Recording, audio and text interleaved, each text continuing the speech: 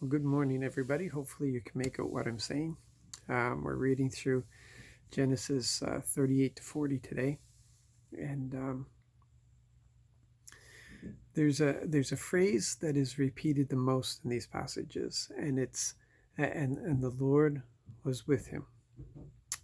The Lord was with him. Um, Repeated again and again, and there's no greater reality to realize than this statement. God is with us. And we're not talking about as a nation. We're talking about as individuals.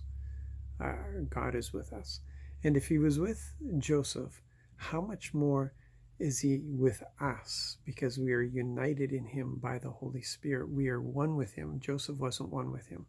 We have to keep remembering there's a difference between the old and new, and we are now made one with Him um, by the blood of the Lamb and united by the Holy Spirit. It's an incredible relationship we have, and He never leaves us. He never forsakes us. He's always with us, and that's more than just a comfort to us.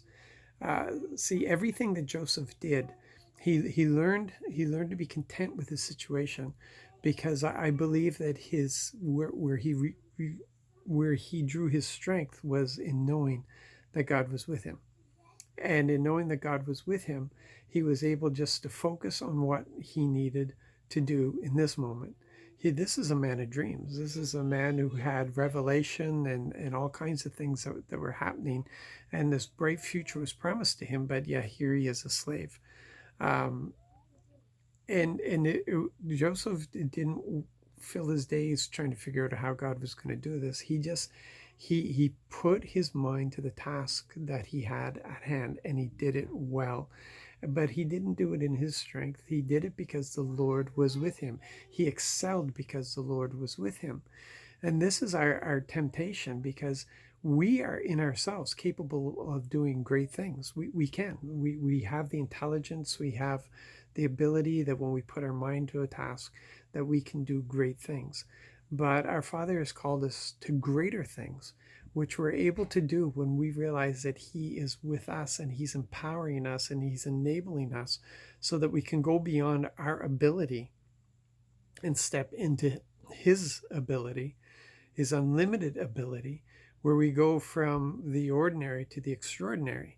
And this is the life that we have been called to, not an ordinary life, according to this world standards, but something where um, we know that because God is with us, that we can accomplish every task that is given to us, every situation that we're in. And that doesn't mean that we're going to be controlling nations or anything of the sort.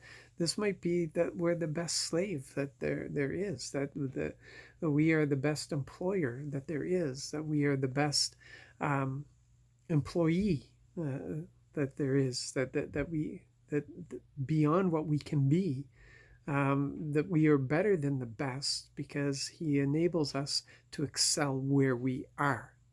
That's the thing. We always seem to be wanting promotion, but let's excel where we are, what we're doing now, because that's what Joseph did. And when he was faithful in what he was given, look where he ended up.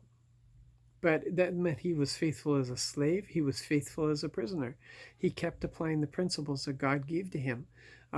He wouldn't compromise. He would not step away from the high morality that he had.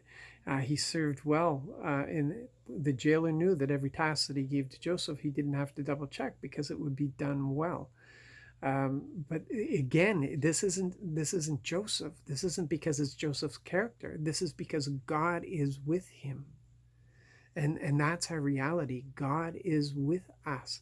There's a big difference there. If we can get hold of that, if we can understand that, grab hold of that, there is, man, where we could go. But we have to capture this essence that it's our ability will get us so far in this world, but it's not this world that we have to impress. What we need to do is supernatural, and it's done because God is with us because we are one with him, and he's filled us with his power, and he's given us the mind of Christ. So you guys be blessed today, be encouraged, be engaged. We'll talk to you later.